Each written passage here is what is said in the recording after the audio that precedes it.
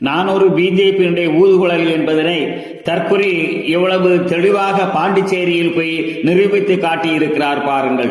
பாண்டிச்சேரியில் நல்லாட்சி நடைபெற்றுக் கொண்டிருக்கிறாராம். எப்படிப்பட்ட நல்ல ஆட்சி?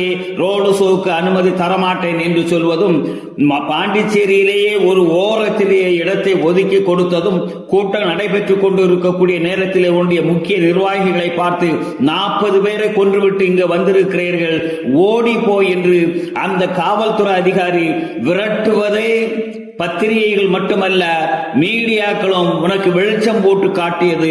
அப்படிப்பட்ட இடத்தில் போய் நல்லாட்சி என்று சொன்னால், நீ ஆட்சியை குறை சொன்னால் மோடியை குறை சொல்வது போல் ஒரு எண்ணம் உருவாகிவிடும் என்பதற்காக வேண்டி ரங்கசாமிக்கு நீ அங்கே நற்சாட்சி கொடுக்கிறாய்.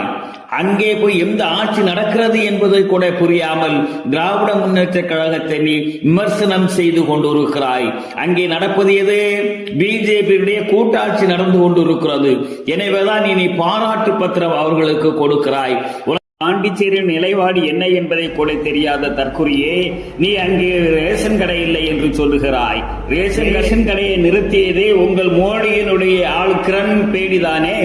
அந்த ரேஷன் கடையை கூட ஒரு ஆண்டுக்கு முன்னால் ரங்கசாமி அவர்கள் பொங்கல் பரிசு கொடுப்பதற்காக வேண்டி அந்த கடையை மீண்டும் திறந்தார் என்ற வரலாறு கூட தெரியாமல் நீ அங்கே போய் பேசிக் கொண்டிருக்கிறாய். பிஜேபியினுடைய உண்மையான ஒரு ஊதுகுழல் என்பதனை நீ இப்போது இங்கே நிரூபித்து காட்டி இருக்கிறாய்.